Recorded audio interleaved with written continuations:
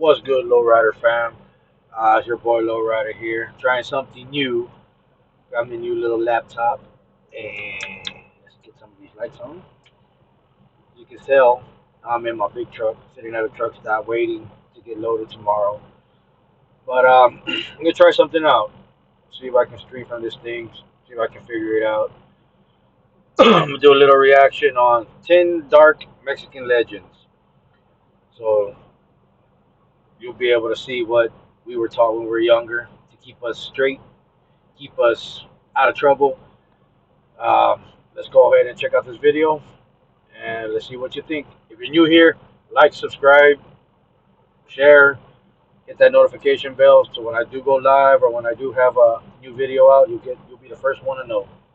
Now let's check this out.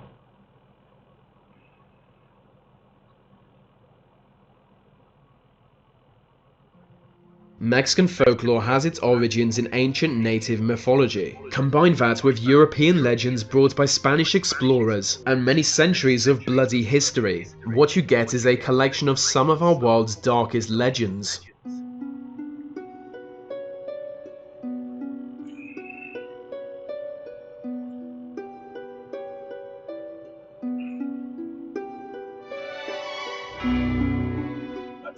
There is a creature in northern Mexico that appears as a giant owl, big enough to match its hunger for humans. It is a shape-shifting witch only emerging at night to hunt people. The creature usually has the body of a massive owl but the head of an old woman. If you see it in your dreams, someone in your family will soon fall victim to it. The creature stops at nothing to kill its.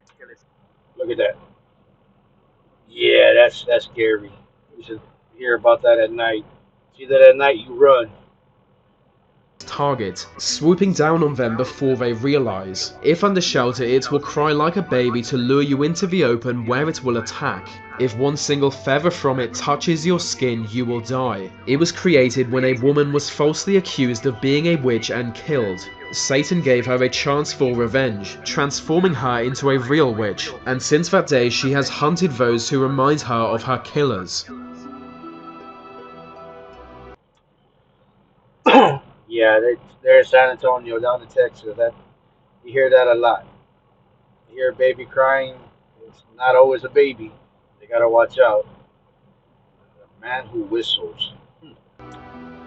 There is a man who wanders the earth carrying a sack full of human bones. He is 10 foot tall but deformed and hunched over. He is known to enter the home of sleeping victims at night where he opens the sack to count each bone one by one. If the sound of his counting disturbs your sleep enough to wake you up, it will scare him away and you will be safe. But if you don't notice his presence by the morning, you will never wake up. He was once an ordinary human boy, but after witnessing his father murder his mother, he in turn stabbed his father to death. But his grandfather could not forgive this. He tied the boy to a tree and whipped his back until it was bloody. Throwing the father's bones into a sack, he cursed the boy to carry them on his now deformed back. From that day, he has walked the earth unable to die, moving from one victim to another.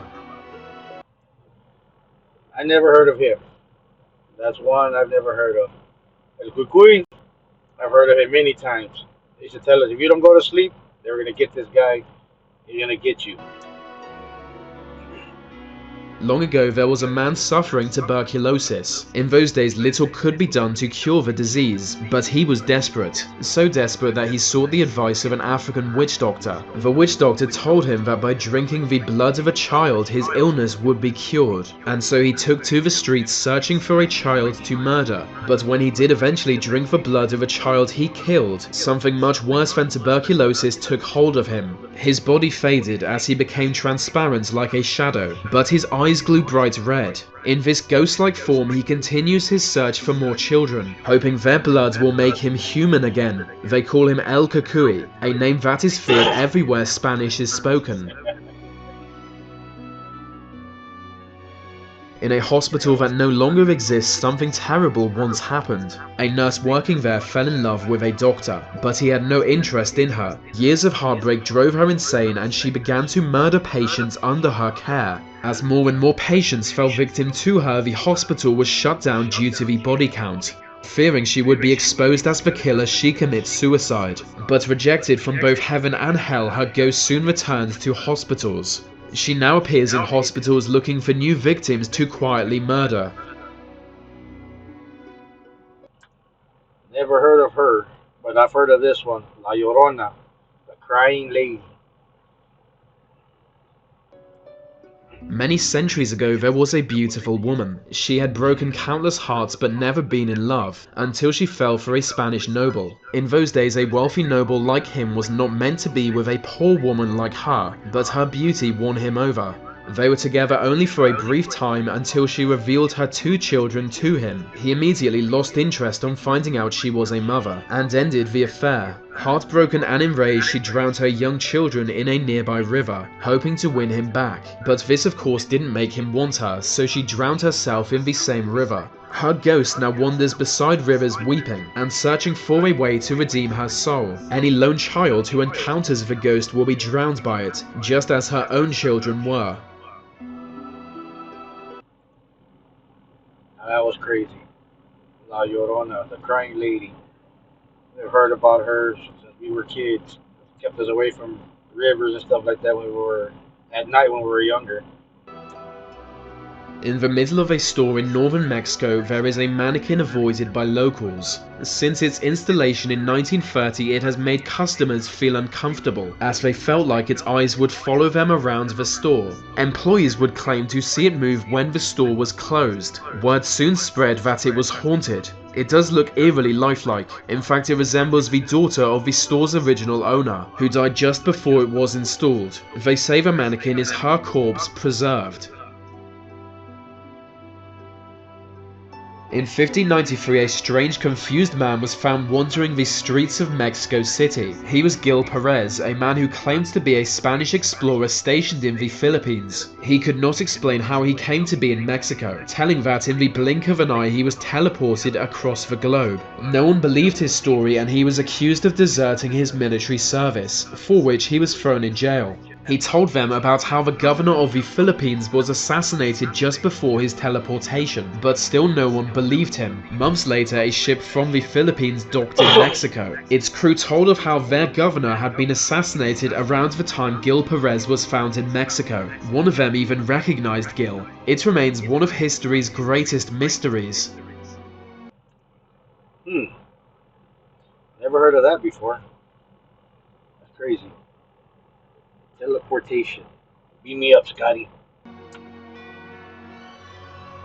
In central Mexico is an 18th century mansion. There are many grand buildings in Central America, but this one was home to a Victorian serial killer who practiced witchcraft. In 1890, employees of Tado Mayer's mining company invaded the home and stabbed his wife to death. The trauma of this triggered some kind of psychosis within him. He became obsessed with the idea of raising her from the dead. Visiting a local witch, he soon began practicing occult rituals and sacrificing live humans to the devil. It's unclear how many he killed to bring back his wife, but the ghosts of his victims are said to attack anyone to disturb them.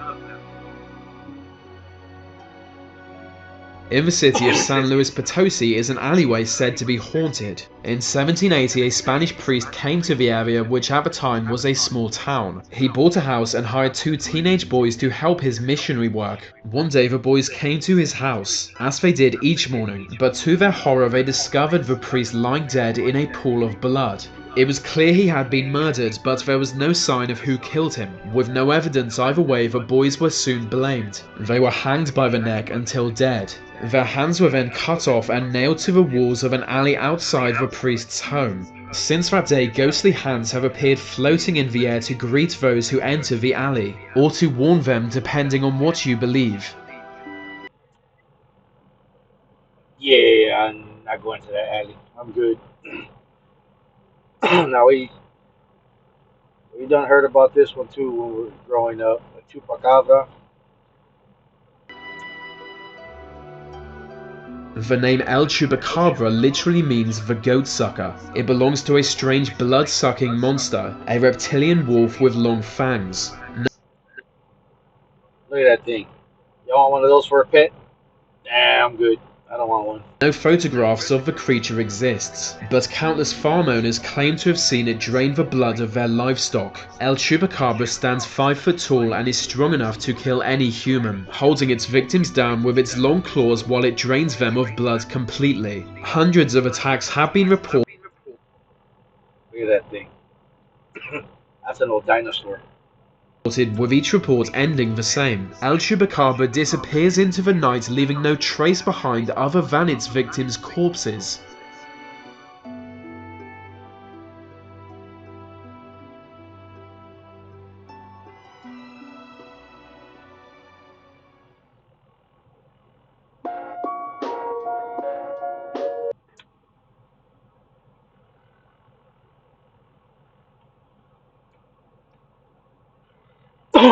So, that was it. 10 dark Mexican legends. I've heard of most of them growing up. But if you like this type of content or there's anything else you want me to do do a video on, drop it down in the comments. Again, if you're new, like, subscribe, share it out, hit that notification bell, and we will see you next time.